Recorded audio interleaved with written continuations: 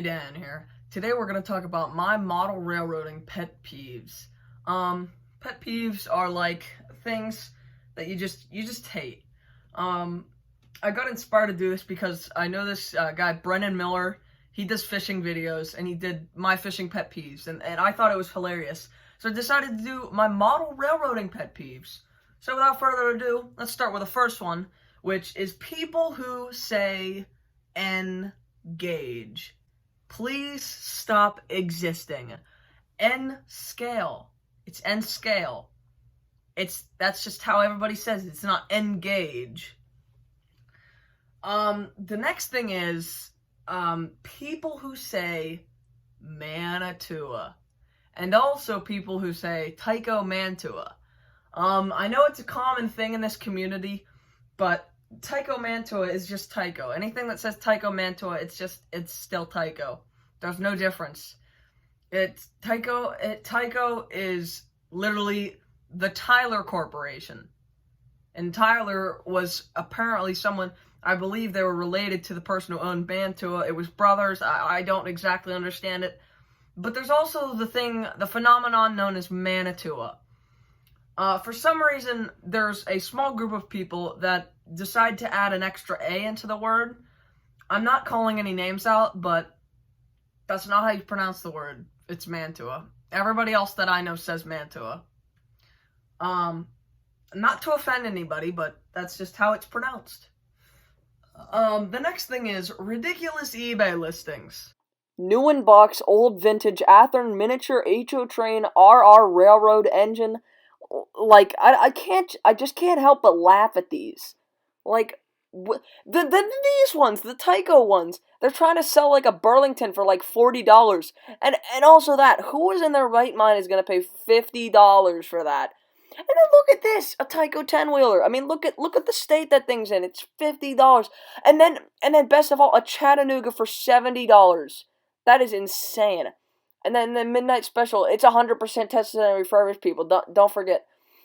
100% tested and refurbished boxcar. Yes, 100%. That is exactly what I'm looking for. 100% tested and refurbished boxcar. I mean, and then this one, lot of 10 vintage Tycho cars. Great rare find. There's nothing rare in that entire lot. And then I just love some of these titles. This one is great. Just curved locomotive. And then another one is people who like to just, they think they know all of the locomotive types. And in theory, sometimes they do, but they have to shove it all up in your face. And I'm like trying to talk about this new locomotive I got. And I'm like, oh yeah, I don't really know what it is. And they're like, oh, that's a 72-92 EX 75,000 GX. And I'm like, do I need to know that? No, not really. I mean, I appreciate the information, but I really don't need to know that.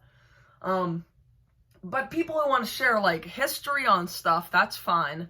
But I don't need to know the exact type of, like, a diesel locomotive. Like, nobody cares. Nobody cares what type of locomotive it is. Unless you're a foamer. Foamers care. Which foamers are a threat to humanity. Anyways. My next pet peeve is, so-called modders. Now there's people who can take a locomotive and make it look beautiful and do a lot of really nice modifications to it, like put a really nice motor inside of it. Stuff like doing to Hobbytown locomotives. And then there's cancerous people, like a certain person that I know that will take any very nice locomotive and turn it into absolute garbage that is worth zero money at all.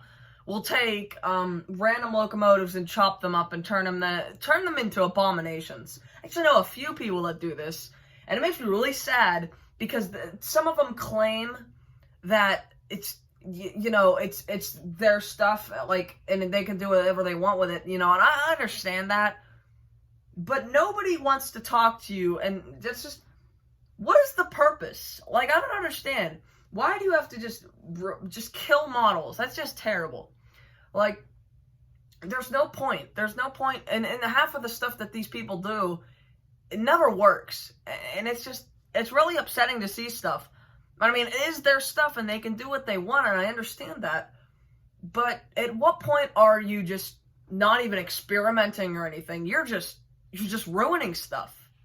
Like, there's gotta be some sort of line. Like, experimenting is maybe like, I like B-Roll's idea. He put a Mantua motor in a bobber caboose. I thought that was awesome. He literally made something that you'd never think is motorized in a million years and put a motor in it. He did something that was awesome. Now, if you guys don't know B-Roll, he's Lake Butler. Go check out his channel. He does really cool videos, and he's a very good friend. I've done a live stream with him before. He's a good friend, but I just love that. He did the bobber caboose video, and I thought that was really interesting. But, that's about all the pet peeves I have for this video. If you guys like this video, make sure you leave a like. Don't forget, I never say this, but you should subscribe because we're almost to 500. And at 500, we're going to do something really special. I won't tell you what it is, but we're going to do it anyways. Which you don't even know what it is. But you'll figure out if you subscribe. So you should do it. Anyways, end card time. Animals are crazy too. Crazy just about like you. Some of us eat honey and go chasing after bees. And some of us eat bananas and hang around on trees. Animals are crazy too.